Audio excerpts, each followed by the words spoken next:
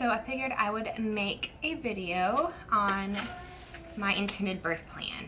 I am 21 weeks and 2 days when I'm filming this, but it is my third baby. So I have an idea of how I would like to have my birth go, even though it's always pretty much up to God and unexpected it could go different ways, and both of mine have. So I guess a little backstory is for Aria. I did hypnobirthing classes with her during her pregnancy. And I guess let me back up and say I have always wanted an all-natural birth to where I have no drugs, and I've always been open to having an epidural if I need it, because I never knew with with birth, like my pain level, what that would be during that moment. So that was my thought going into my first labor. So with Aria, I took hypnobirthing classes, and then I was given about 3 days, 2.5, 3 days notice that I was going to be induced at 37 weeks exactly. So that was on a Monday when I turned 37 weeks. And the Friday before that, like in the evening, probably around like 5 or 6 or so that night, we got a call saying that I had some protein in my urine, and my blood pressure was a little high. Not like an extreme, but it is, we are still in Florida. All the girls are going to be born or have been born at the Naval Hospital here in Jacksonville. So it's hot. It's very humid. And then, so I was monitored that Friday, I believe. And then I got that call saying that they're just going to induce me at 37 weeks exactly.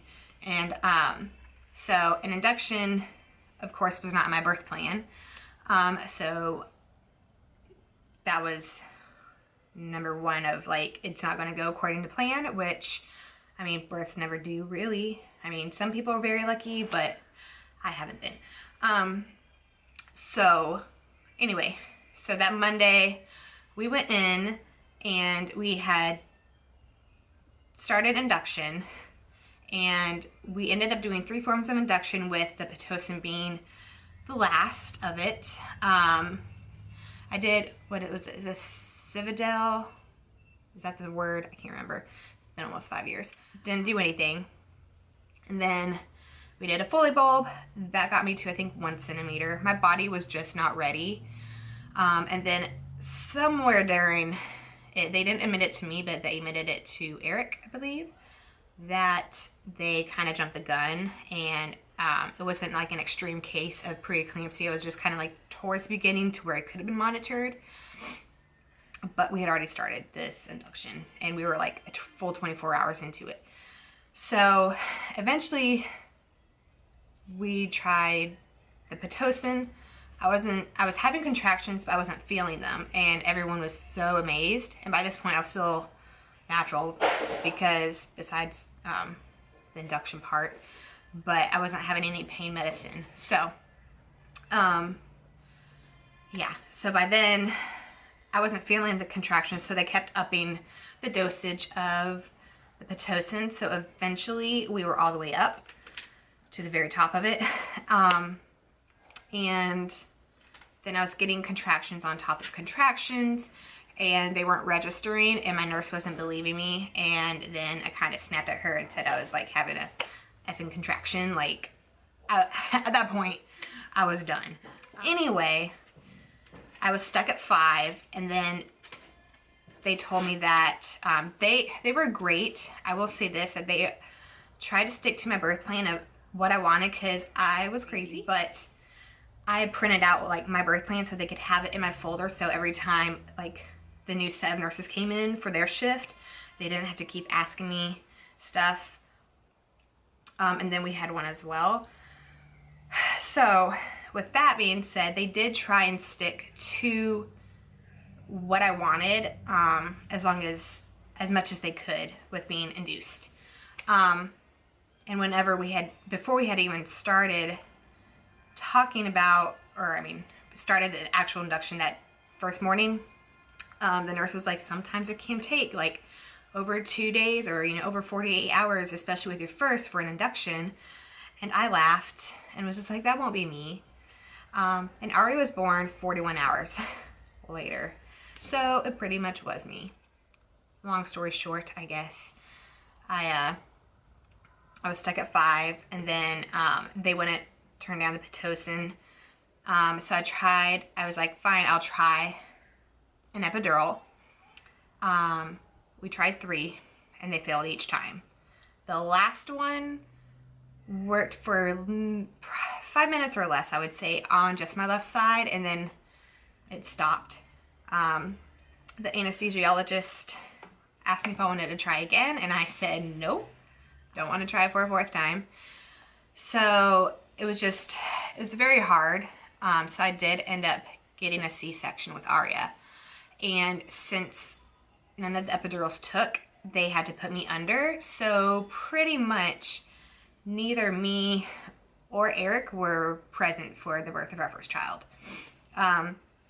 So it was kind of scary knowing that you're gonna be put under and have a major surgery.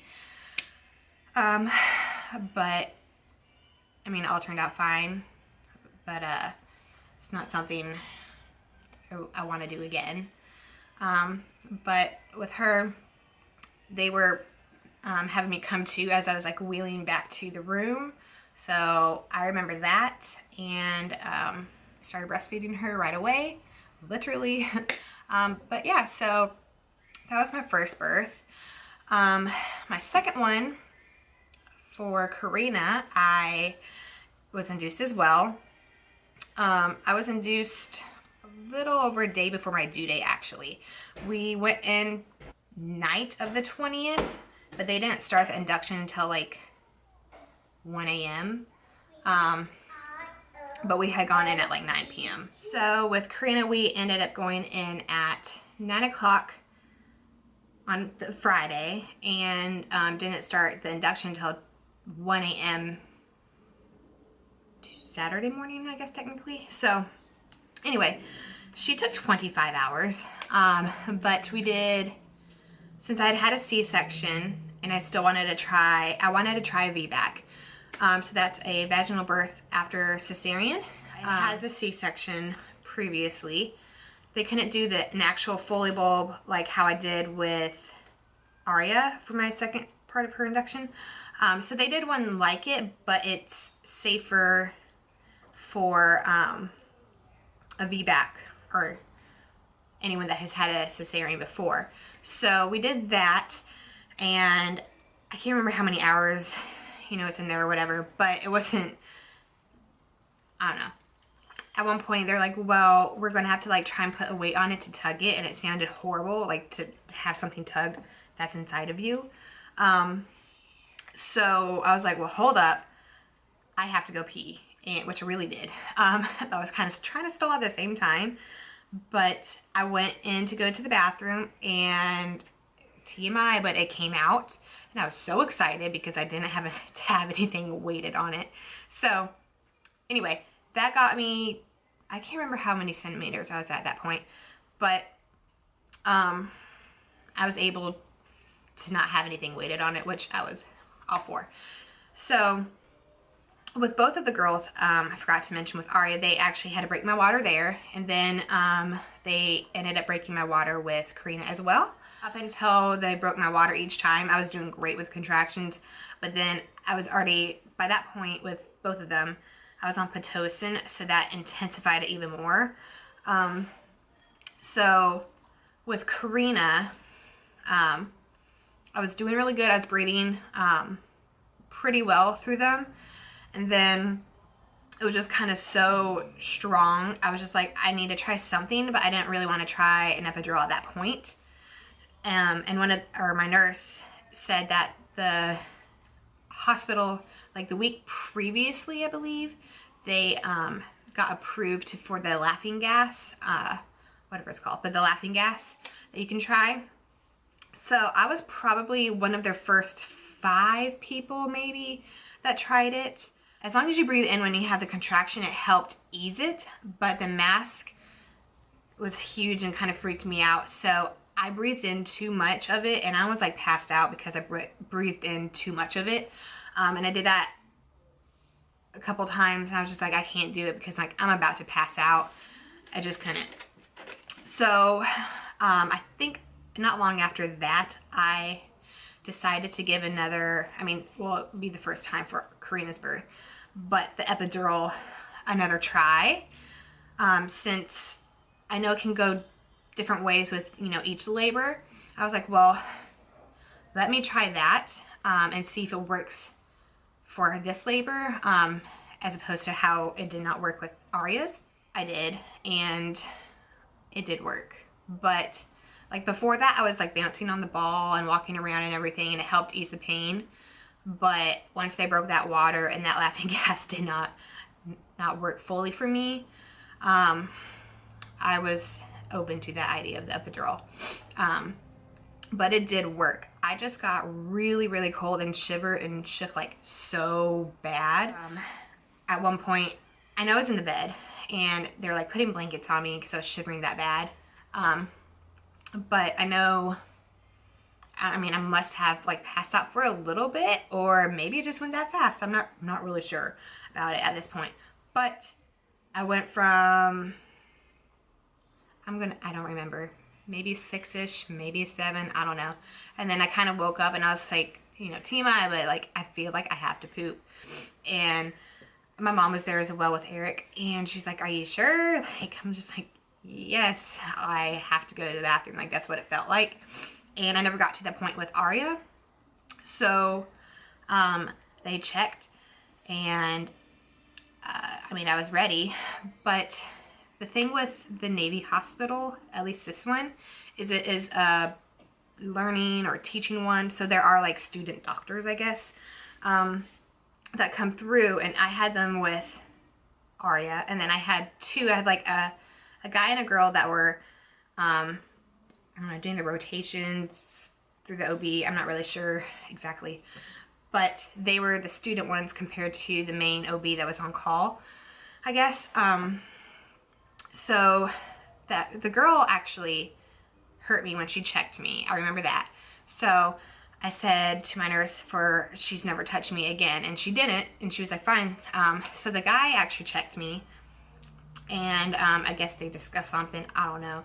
But the girl, the one that had hurt me, wanted me to labor down for 2 hours. And I just gave her a look, and I was like, I'm 10, right? And she's like, yeah, but it would be good for you to try and labor down for 2 hours. And again, I was like, I'm 10 centimeters, right? And she's like, yes. And I said, so go get the doctor. I'm pushing her out. I was that determined. That girl had already like made me mad. And she was born at, I think, 3:16 a.m. and Aria had been born at 1 a.m. So it was a long process. So I was tired and I wanted her out, and they got the doctor, and 20 minutes later she was out. So I was able to have my VBAC. So it was partially my birth I wanted, but overall I wanted a VBAC for sure. So I was glad that I was able to have that. So that's probably like the longest, however long this video is now, of like those descriptions of my births before. So for this birth, I still, call me crazy, but I still would like to have an all natural unmedicated birth. I've already had like the experience of the other 2 kinds basically, but my doctor, I really do like him, and he's all for doing another VBAC, but until it's actually accomplished, it's called the TOLAC. So it's a trial of labor after cesarean. So we're gonna try for a TOLAC, and then if it's successful, that's when it's called a VBAC. But he is very for it, and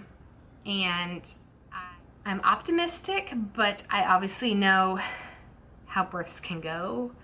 They have their own mind basically. So again, like I'll probably bring in the paper. Like I have the same paper saved on my computer, for my birth plan, but overall, like each birth, they've stuck to as much as they could, but they didn't push drugs on me, because that was my thing. Like, if I need something, then I will ask you for it. Don't try and keep pushing like you need the epidural or something, unless that's my decision. They never asked me for it, or if I wanted it, you know. But so that's one of my things. Like, if I feel the need that my body needs some relief in some sort of way, then I'll ask for it. But I do hope, I am running this pregnancy. So each pregnancy I've been a little bit healthier. Like with Aria, I didn't do anything. I was working, I was tired, I was huge, and it was summer. So I didn't do anything. With Karina, I ate better. I wasn't exercising still. But with this one, I am eating better overall. Doing like the 80-20 kind of rule for eating clean. But I'm running right now, probably running like 1 time a week, which is maybe 2 to 3 miles depending my body, because I do have a lot of ligament pain this pregnancy compared to the other 2. But I'm hoping with running and eating better and just being more active, I mean, I have 2 kids to chase after now, that I'll be able to go into labor on my own, because that's something I really want to experience, is to be able to go into labor on my own and not have to have an induction.